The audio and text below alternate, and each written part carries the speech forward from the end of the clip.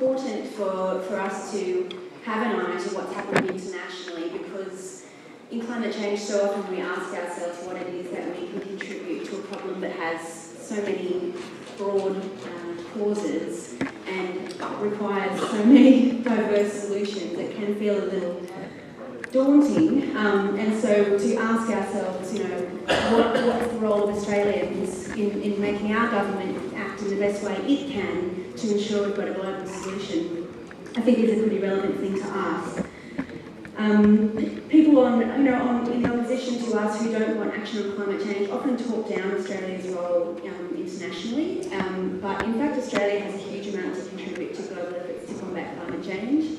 Bill obviously already mentioned our biggest single contribution to the problem, which is our coal export industry, but even at the international climate negotiations, even thinking about Australia's domestic greenhouse emissions, what we do here has a big impact and really matters.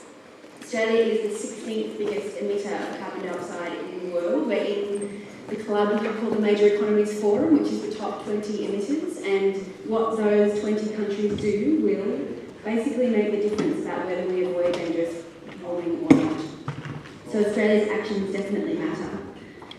And in addition to that, Australia, as it is in many international fora, is very active. Is a very active participant in the international climate negotiations at the UN Framework Convention on Climate Change. And more particularly this year, the action that Australia takes with regard to the Kyoto Protocol and how we follow up from the decisions that were made in Durban in December is going to be seen as a litmus test for the future of the multilateral system. That sounds rather grand, but it is not much of an exaggeration, and I'll talk a little bit more about that soon. But I think maybe it's best to begin with a little bit of history. The UNFCCC was created in 1992 in the wake of the Rio Earth Summit, which is having its 20th anniversary in a few weeks' time in Brazil, and has been basically trying to negotiate to avoid dangerous climate change ever since, which is a little bit of a sad indictment on the process, I suppose, but when you go there and you see 194 countries attempting to reach consensus, you get a bit of a picture about just how challenging it is to work at the governmental level to avoid dangerous climate change. And I think the point that Bill was making about the need for bottom-up change, the need for citizens to lead public opinion on this issue, is more true in that arena than it is anywhere else, because lots and lots of governments go to the UN climate talks not caring at all about climate change, and you can't make them care once they're there. It's only the people back in their countries that can make them care. So it's a very important role that we all play in Australia's positioning internationally. So in 2007, in the wake of the federal election that elected Kevin Rudd as Prime Minister, Australia went to the Bali Conference of the Parties of the UNFCCC and finally ratified the Kyoto Protocol and also agreed to the Bali Action Plan, which was a bit of a turning point in the UN climate talks and set a new agenda for how the world was going to create a new treaty. They didn't agree to a treaty, but a new system to try and tackle the problem. And that was basically a recognition that the current system that they had, particularly the Kyoto Protocol, wasn't actually going to be sufficient to meet the challenge. And the Bali meeting agreed that they would adopt the outcome of their discussions and their negotiations 2 years subsequently at the Copenhagen talks. And that was the reason why Copenhagen was built into being such a major deal around the world. It was because it was supposed to be the deadline at which the new agreement that the countries would come together to avoid dangerous climate change and adopt all of their new agreements. That was the deadline for that moment. So I'm sure you're all aware that that didn't happen in Copenhagen, rather spectacularly, but the remarkable thing I think that a lot of people don't know is that only 12 months after Copenhagen, all of those countries came together again in Cancun in Mexico and dramatically did come to a whole set of agreements that had seemed virtually impossible 12 months prior. And if you know how slowly the UN works, the negotiation style that they use there, it was very impressive that they rescued multilateral climate change talks in Cancun only 12 months after the rather spectacular disaster of Copenhagen. So in Cancun they came to a set of agreements that they would, first of all, agree for the first time to limit warming to below 2 degrees above pre-industrial temperatures. But crucially, they also agreed to conduct a review of the adequacy of that goal.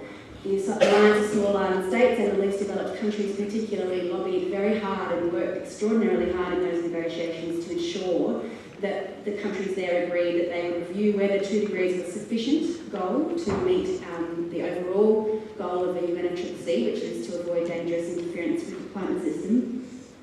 And that review is due to start in January next year. Because it takes a long time for these things to happen, they didn't actually finish the job at Cancun. They did come to a good set of agreements, but it was really last year in Durban that they capped off a lot of those agreements. And the big outcomes that came out of Durban were, firstly, finally, they agreed to adopt a new legal instrument. Now, it seems to us here in Australia as if we had thought all along that we were trying to get a new treaty to bring the countries of the world together to work together to avoid climate change, but that is a highly contested issue at the UN climate talks, and so it was a major win at Durban to finally get agreement that they were going to be negotiating a new legal outcome and that all of the countries of the world would be part of that outcome, including the big emerging developing countries who are responsible for a lot of the current growth in greenhouse emissions worldwide.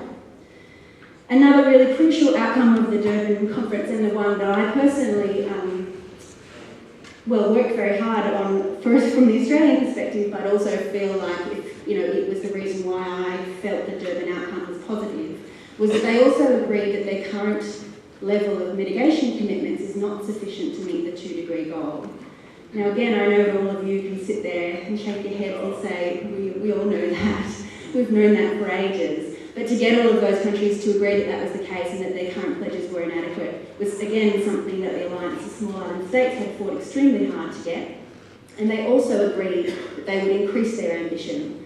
And that was a crucial outcome and one that we all are working really hard to make sure they deliver on, because this year is going to be the year for mitigation, the year when countries are fulfilling that promise to increase their mitigation ambition, beginning to work on the 1.5 degree review of adequacy of the temperature goal, and finally getting around to the job of cutting emissions. So yeah, I think that ambition outcome was really important. And the other really big outcome, which maybe a lot of you are less familiar with, was the establishment of the Green Climate Fund.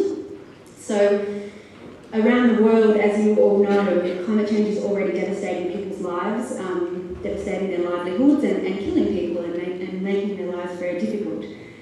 It's long been recognised that the developed world has a responsibility to help developing countries pay for the impacts of climate change, to adapt to those impacts. And it's also well recognised that developing countries, will need financial assistance to undertake mitigation to reduce their greenhouse gas emissions. So the Green Climate Fund was set up essentially as one mechanism to deliver that finance that has been promised to help the developing countries both reduce their greenhouse gas emissions and adapt to the impacts of climate change.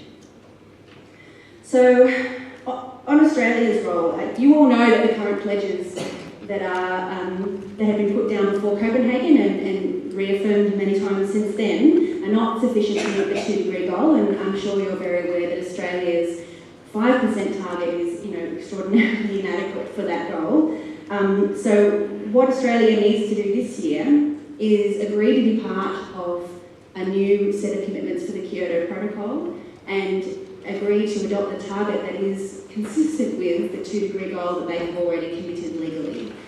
The Kyoto Protocol is a bastion of the international multilateral system on climate change. It has a whole lot of problems with it and is certainly not going to solve the climate crisis, but our international colleagues are constantly calling us and writing to us and saying, is Australia going to sign Kyoto? Is Australia going to sign Kyoto? And the reason why they do that is because the rest of the world is watching to see if Australia does that. And if they walk away from the only treaty that we currently have that commits countries to emissions reductions, that will have a really big impact on the multilateral talks and will, potentially take back years. And so it's an issue of trust and symbolism. It's not Australia signing up to new commitments under Kyoto isn't actually going to have any environmental effect, but it will have a really big effect on the cohesion of international efforts to address climate change, and that's something that our friends in the Alliance of Small Island States and the least developed countries really want us to work hard on. I guess the only other thing that I would say is to reiterate what Bill McKibben had to say about urgency. Last year, the United Nations Environment Programme put out a great report called Bridging the Gap. It was a follow-up to a report that they had brought out a couple of years earlier, which really clearly articulates the gap between the mitigation effort that is currently pledged worldwide by all countries and the mitigation effort that would be required if we were serious about avoiding dangerous climate change. That gap is huge. The size of it depends on whether countries are moving to the top end of their target and whether they're adopting strict rules in the interpretation of their target. Now, currently, our government doesn't intend to do either of those things, and we don't have very long to make them do it before they sign up to a new target, which could happen in December this year. I'm very concerned that in December, Australia will put a very low emissions reduction target into an international treaty, and they'll put a target that is riddled with even more loopholes than the last one. So my main focus at CANA this year is to ensure that Australia is pulling its weight, putting down a target that is consistent with our goal of avoiding dangerous climate change, and not stitching rules into the system that allow us to basically get away, as we did last time, with not reducing our emissions at all.